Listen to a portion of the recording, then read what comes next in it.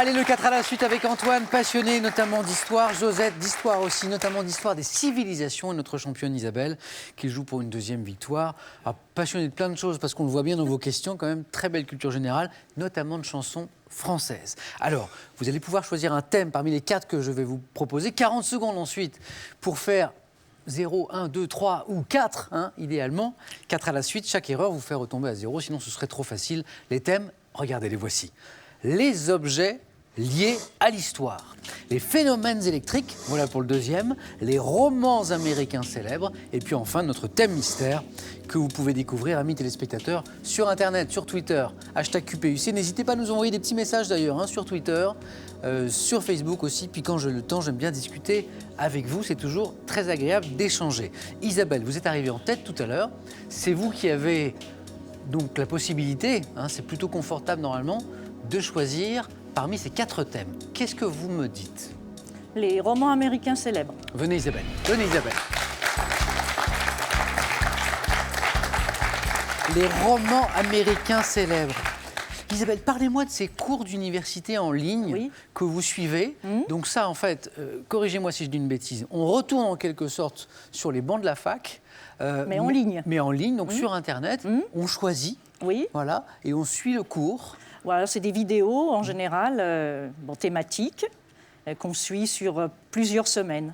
Voilà. Et ça a de plus en plus de succès. Hein. Il paraît, mais forcément c'est gratuit, c'est accessible. Bon, il y a quand même les premiers cours sont assez accessibles en général. Hein. Enfin, je pense que c'est fait pour. Selon le thème aussi. Quel est le dernier cours que vous avez suivi justement sur Internet? Je suis en train de suivre littérature fantasy, les romans fantasy. D'accord, voilà.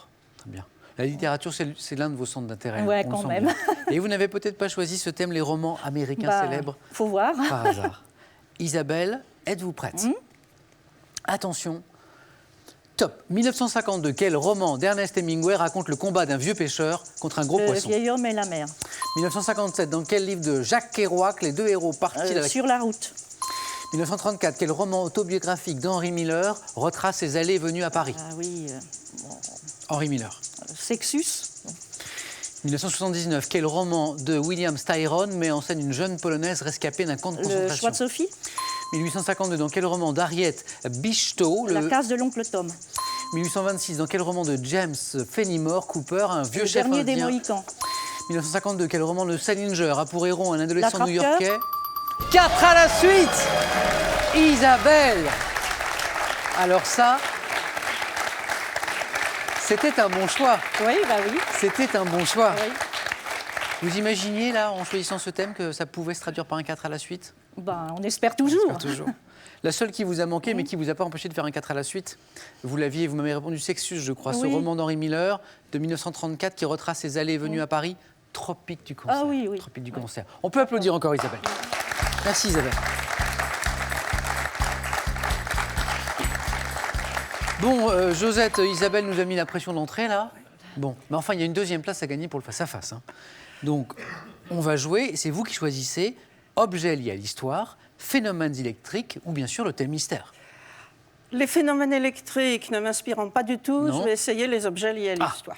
Venez, Josette.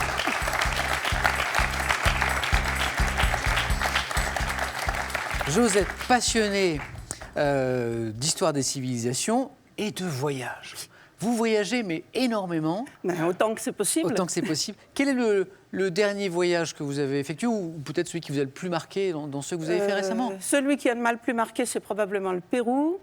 Le dernier en date, c'est l'Afrique du Sud, puisqu'il y a 4 jours, j'étais au Cap de Bonne-Espérance. Donc vous êtes revenu juste à temps pour jouer avec nous. Voilà, exactement. Vous m'avez dit le premier qui vous avait vraiment marqué, c'était le Pérou. Qu'est-ce qui vous a touché dans ce pays? Disons que c'était un vieux rêve que j'ai réalisé il y a 1 an et demi maintenant. Oui. Et bon, ces espaces que j'avais vus en photo, qui sont extraordinaires. Donc vous êtes allé sur ces temples peut-être qui sont incroyables? Ah, Machu Picchu, c'est extraordinaire. C'est fou. Parce que c'est très très très loin de nous et on se rend compte que c'était des civilisations... Mais c'est surtout que même quand on en a vu des photos, on ne peut pas imaginer l'ampleur du site. C'est quelque chose de fantastique. En plus, c'est très bien restauré autour, c'est magnifique à voir. Ah, oui. Josette, on va arrêter de parler de voyage tous les deux. On va jouer ensemble, même si là, vous me faites rêver un petit peu, hein, vous me donnez des envies. Les objets liés à l'histoire? Oui. Josette, êtes-vous prête? Oui. Top. En 486, à quel objet brisé associe-t-on le butin? Le vase de Soissons. En 1625, quel bijou en diamant évoqué par Alexandre Dumas dans l'un de ses Le romans? collier de la reine. Lors de l'embuscade de Roncevaux en 778, à l'aide de quel petit corps L'olifant. Sous le règne de Saint-Louis, quel bâton terminé par une main d'ivoire avec 3 doigts La main de étendus? justice. Quel jouet constituant l'un des jeux préférés du roi Henri III est Le composé bilboquet. dans l'Antiquité grecque avec le disque? Quelle arme de jet constituait l'attribut des athlètes? Le javelot. Oui! Alors là, Josette, 4 à la suite. Vous êtes déjà venu en question pour un champion. Oui. Est-ce que vous aviez déjà réalisé un 4 à la suite? Oui, j'avais réalisé un 4 à la suite. Un deuxième. Donc vous êtes abonné en 4 à la suite. C'était la cuisine du Maghreb ou quelque chose comme ça. Ben, ces objets liés à l'histoire, enfin vous êtes passionné de l'histoire des civilisations, Oui. donc on est assez loin de vos thématiques préférées. Lequel vous a manqué? Si, celui-ci. Ça ne vous a pas empêché de faire un 4 à la suite. Ce bijou en diamant évoqué Oui, par c'est Dumas. les ferrets. Les ferrets. Et Le vous ferret m'avez de la dit... reine. Le collier de la reine, je me suis trompée On d'époque. peut applaudir Josette pour ce 4 à la suite. Merci Josette. Antoine, sympa de passer après 2 4 à la suite. Hein? Alors ça vraiment, ça fait plaisir ça. On va essayer quand même. On va essayer. On va peut-être même réussir. Ah, mais je Alors, vais m'y employer. Les phénomènes électriques. Je rappelle que vous êtes chef de projet monétique, donc tout ce qui est scientifique, vous n'êtes pas totalement étranger. Et puis on a le thème mystère. Non, mais je vais prendre les phénomènes électriques. Venez jouer Antoine.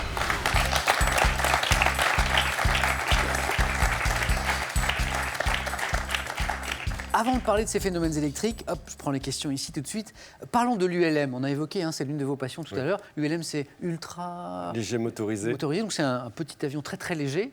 Alors que soit un Delta, soit un avion, mais c'est simplement un critère de poids. Tout ce qui fait D'accord. moins de 450 kg de poids total en charge, c'est un ULM. D'accord. Et vous, c'est motorisé Oui, oui, tout à fait. Moi, D'accord. j'ai deux brevets. J'ai le brevet 3 axes, les petits avions tube étoile qui se pilotent avec un manche. Ouais. Et puis le brevet pendulaire qui se pilote avec un trapèze. Qu'est-ce qui vous pousse à pratiquer cette passion? Parce qu'on a des sensations incroyables. Ah oui, gérer les 3 dimensions, c'est quelque chose de fantastique. Et puis si, comme moi, on vole en bord de mer, on peut, avec un ULM, on n'a pas du tout les mêmes contraintes qu'un avion. On peut se poser sur la plage, c'est autorisé. D'accord.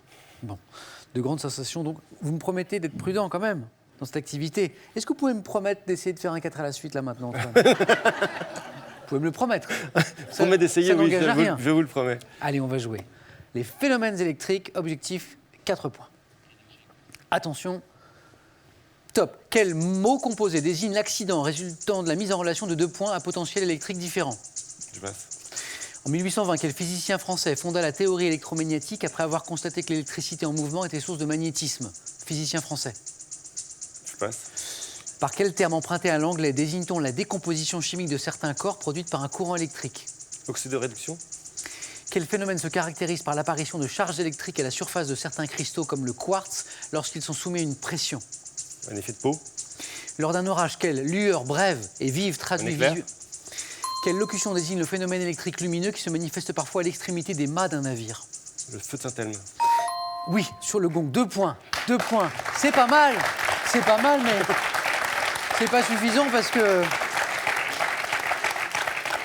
Je reviens sur ces quelques questions qui vous ont manqué. La première, vous l'aviez, mais... Court-circuit. Bah, voilà, je le savais, j'ai même pas besoin de vous reposer la question. L'accident qui résulte de la mise en relation de 2 points à potentiel électrique différent, c'est le court-circuit. Je savais que vous l'aviez. Mais voilà, évidemment, là, c'est pas facile. Plus compliqué, ce physicien français qui a fondé la théorie électromagnétique, c'était André-Marie Ampère. Ampère, c'est lui qui a donné son nom à l'ampère et puis à l'ampèremètre.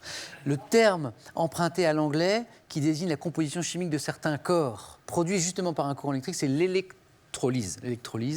Et enfin, ce phénomène qui se caractérise par l'apparition de charges électriques à la surface de certains cristaux, comme le quartz, plus compliqué, piézoélectricité. On peut applaudir Antoine et ses 2 points. Merci Antoine.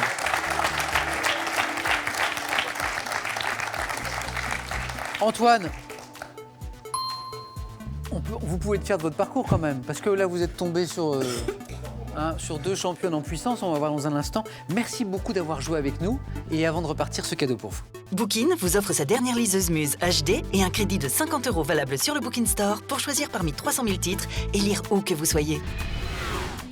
Avec Made in France, découvrez des entreprises françaises fières de leur savoir-faire.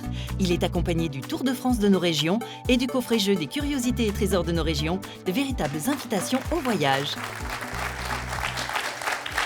Maintenant, c'est à votre tour de jouer pour remporter au choix ce soir. C'est vous qui choisissez ou une voiture ou 10 000 euros. Pour cela, il faut répondre à cette question. Comment appelle-t-on cette longue tunique flottante portée en Afrique noire? Réponse 1, le boubou, ou 2, le kilt.